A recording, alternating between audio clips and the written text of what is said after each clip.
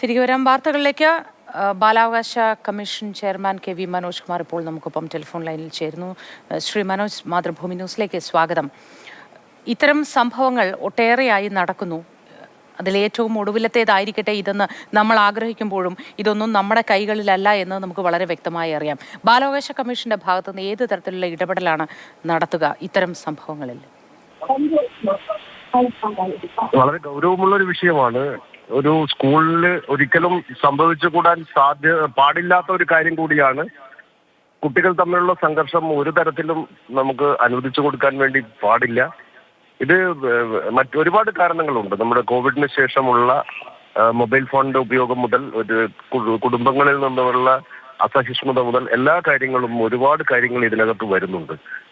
കുട്ടികളുടെ മാനസിക വളർച്ചയുടെ കാലത്ത് തന്നെ അവരെ സ്നേഹപൂർവ്വം ആദ്യഘട്ടത്തിൽ തന്നെ വളർത്താനുള്ള സാഹചര്യം കുടുംബത്തിൽ കൂടി ഉണ്ടാവണം എന്നാണ് ഞങ്ങൾ കരുതുന്നത്.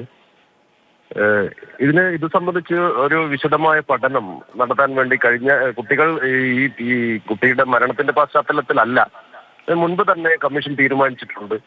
കഴിഞ്ഞ കമ്മീഷൻ മീറ്റിംഗിൽ തന്നെ ഈ കാര്യം സംബന്ധിച്ച് തീരുമാനമെടുത്തിട്ടുണ്ട്. കുട്ടികളും തമ്മിലുള്ള സംഘർഷവും അതുപോലെ തന്നെ കുട്ടികളും അധ്യാപകരും തമ്മിലുള്ള സംഘർഷങ്ങളും ഇതിൽ ലഹരിയുടെ സ്വാധീനം ഏത് പരിധിവരെ ഉണ്ടോ എന്നുള്ള കാര്യങ്ങളൊക്കെ സംസ്ഥാനത്തെ എല്ലാ സ്കൂളുകളിലും പരിശോധിക്കാൻ വേണ്ടി തീരുമാനിച്ചിട്ടുണ്ട്.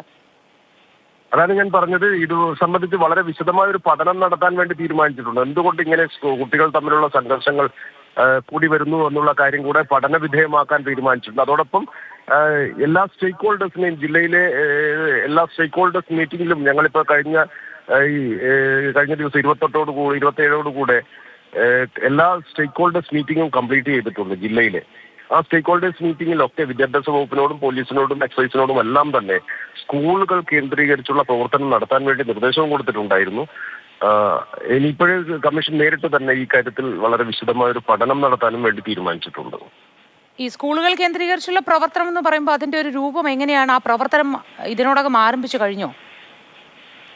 സ്വാഭാവികമായിട്ടുമുള്ള പ്രവർത്തനങ്ങൾ ഉണ്ടല്ലോ എല്ലാ കാലത്തും തന്നെ. അത് കൂടുതൽ ശക്തമായ പരിശോധനകൾ, ലഹരിയുമായി ബന്ധപ്പെട്ട പരിശോധനകളൊക്കെ എക്സൈസ് സജീവമാക്കാൻ വേണ്ടി പറഞ്ഞിട്ടുണ്ട്. അത് അവർ സജീവമാക്കുകയും ചെയ്യുന്നു. പോലീസിന്റെ പരിശോധനകളും അതുപോലെ തന്നെ വിദ്യാഭ്യാസ വകുപ്പിന്റെ നിരന്തര ഇടപെടലുകളും ഒക്കെ ഒന്ന് സജീവപ്പെടുത്താൻ വേണ്ടി ഞങ്ങൾ പറഞ്ഞിട്ടുണ്ടായിരുന്നു ഈ മീറ്റിങ്ങുകളിലൊക്കെ, സ്റ്റേക്ക് ഹോൾഡേഴ്സ് മീറ്റിങ്ങുകളിലൊക്കെ തന്നെ. ഈ സജീവമാക്കാൻ നിർദ്ദേശം നൽകിയിട്ടുണ്ടെങ്കിൽ കൂടി അത് സജീവമാണോ എന്ന് ഉറപ്പുവരുത്തുക കൂടി വേണം എന്ന് തോന്നുന്നു. അത്തരത്തിലൊരു ശ്രമം നടത്തേണ്ട സമയം അതിക്രമിച്ചിരിക്കുന്നില്ലേ? ഇടപെടലുകൾ കമ്മീഷന്റെ ഭാഗത്തുനിന്നുണ്ടാവും. അതാണ് ഇപ്പോൾ ഞാൻ പറഞ്ഞത്. കഴിഞ്ഞ ദിവസത്തോടു കൂടിയേ എല്ലാ മീറ്റിങ്ങുകളും പൂർത്തീകരിച്ചിട്ടുള്ളൂ. 27 കൂടിയാണ് മുഴുവൻ മീറ്റിങ്ങുകളും പൂർത്തീകരിച്ചിട്ടുള്ളത്. ഇനി അതിന്റെ ഫോളോ അപ്പ് കമ്മീഷന്റെ ഭാഗത്തുനിന്നുണ്ടാവും. ശരി, വളരെ നന്ദി ശ്രീ കെ.വി. മനോജ് കുമാർ.